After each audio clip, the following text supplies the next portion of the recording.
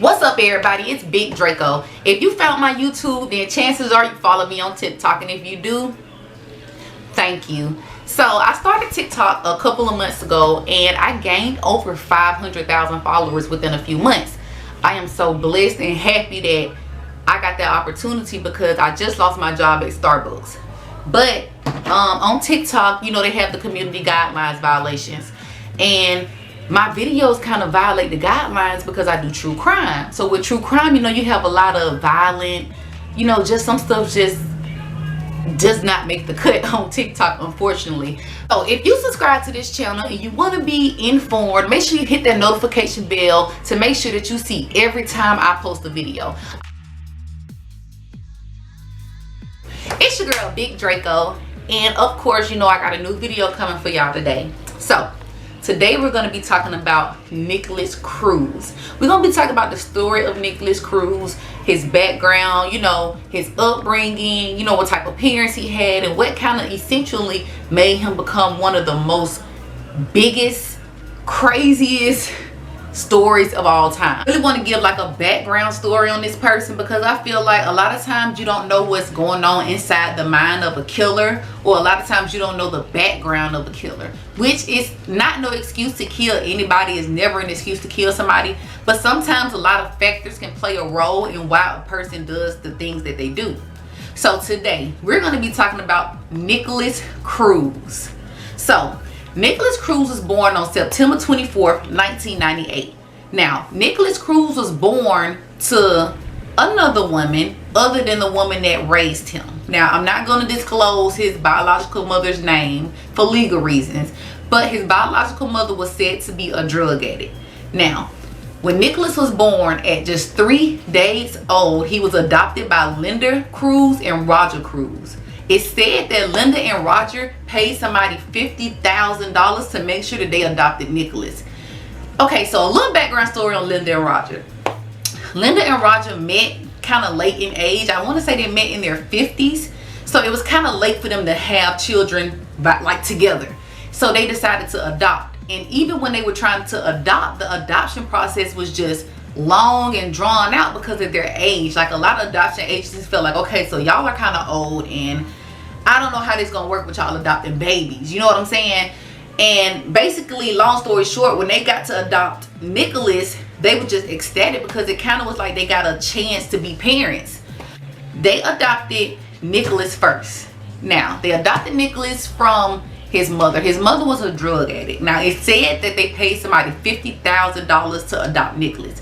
So after adopting Nikolas, they then found out that the mother was pregnant again, but she was in prison.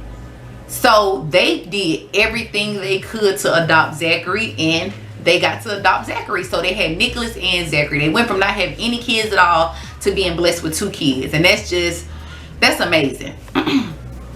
So as the years go by, they have a pretty normal, decent life. They settled in, I want to say, Esto, Florida. They settled in Esto, Florida. I'm sorry, I had to look at my notes. They settled in Esto, Florida, and Nikolas had a few learning disabilities. So Linda had to pay extra attention to Nikolas versus Zachary. Zachary was doing okay. He was very sociable.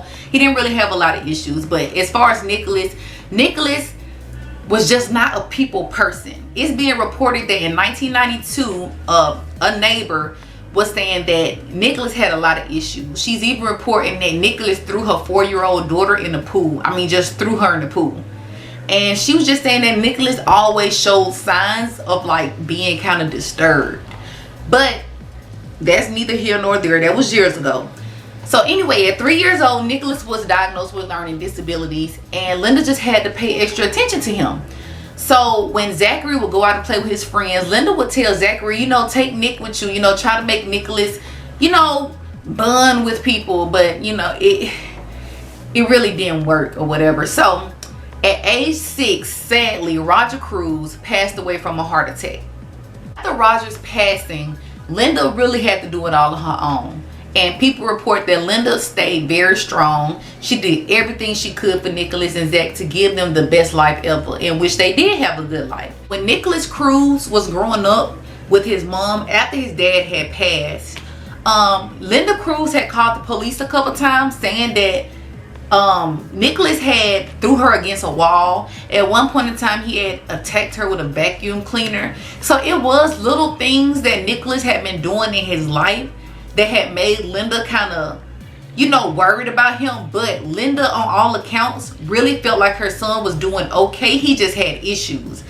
But sadly, on November 1st, 2017, Linda Cruz passed away as well. So now there's two parents that Nikolas lost.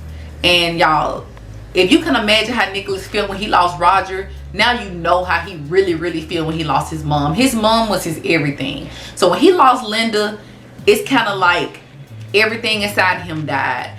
Linda died from the flu. It said that she went to the hospital and was very sick, and they were saying that she was having complications from pneumonia, and she ended up passing away sadly on November 1st, 2017. After Linda passed away, Nick and Zach went and stayed with a family friend. Now this family friend reports saying that Nikolas and her son got into it a lot, and she even called the police at one point in time because Nikolas had pulled out a gun on her son. With us for a little less than a month, and at first he was on his best behavior, but then we had to make a number of 911 calls. And they're represented, you would need to speak to them. And I asked if we could stop him from getting the guns that he purchased. They said they couldn't stop him from buying or having possession of guns. I told them that... So after this happened, Nikolas decided to move to somewhere else, a classmate's house. And when he lived with his classmate, all the parents wanted him to do was get a job and just maintain himself. Now the reason for them wanting him to get a job is because weeks before, Nikolas had got expelled from school.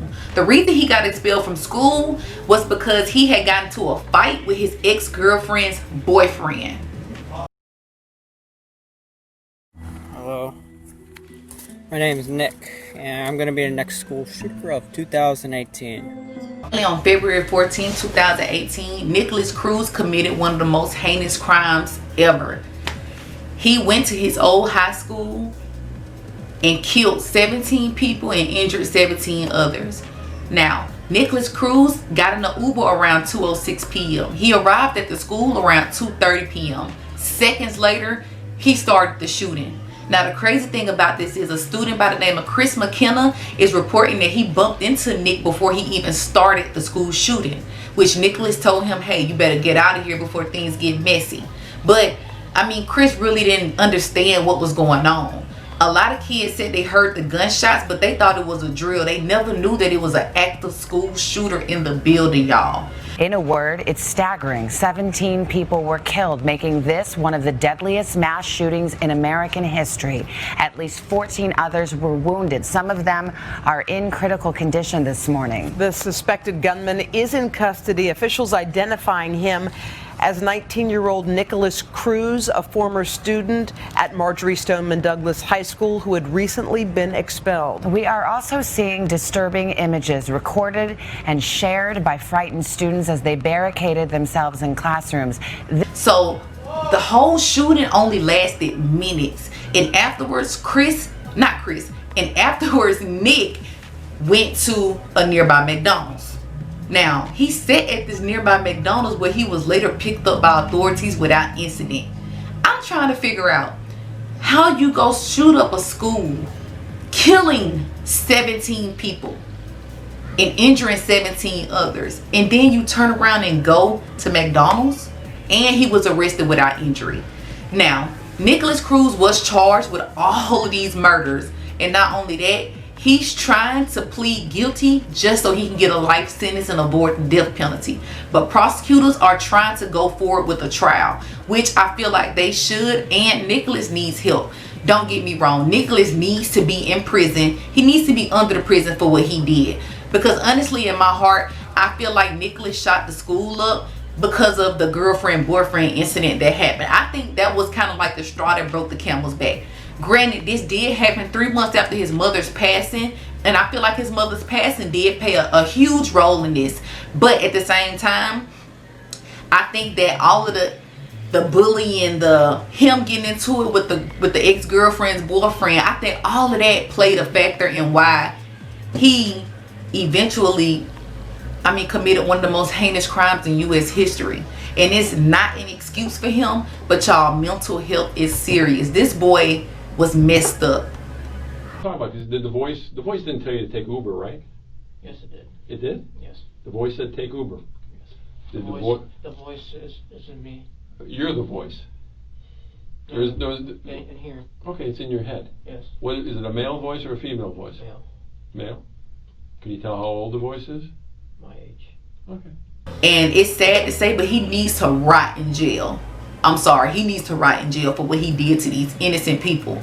Now, Zachary is saying that he felt like if he hadn't bullied Nick growing up, that Nikolas wouldn't have came to this. But to be honest, y'all, we don't know. Like I said, we don't know his mother, his biological mother. We don't know what type of things she did while she was pregnant. We just honestly don't know, because from the neighbor's account, Nick was messed up in the beginning. Now, Linda and other family members say that Nick was doing, fairly okay. But neighbors are saying that Nikolas had done a lot of like weird-ish coming up. So, we never really know. This was one of the most deadliest crimes, y'all. And I'm just appalled that this happened. And I feel like we need to have more security measures at school. Another thing that I know I didn't mention was Nikolas had bought all of these guns right after turning 18. Even though he had, on record, he had mental issues. On record, it was police 911 calls saying that he was throwing his mom up against a wall and hitting his mom with a vacuum cleaner. He was still able to walk in the store and buy all of this heavy artillery. Like, come on. Honestly, I'm going to insert the pictures of the people who lost their lives in this shooting. And, I pray for their family, and I really, really hope that they find it in their heart to understand this entire situation. That way we don't have to go through this again. That way we can start talking about mental health and start talking about, trying to get people help before it gets to a point where it's too far. You understand what I'm saying? So prayers out to everybody who lost their lives in the Parkland shooting. And thank you guys for tuning in to my first video. I hope I did okay. I don't know. I feel like I did okay. I hope I did. Bye, guys.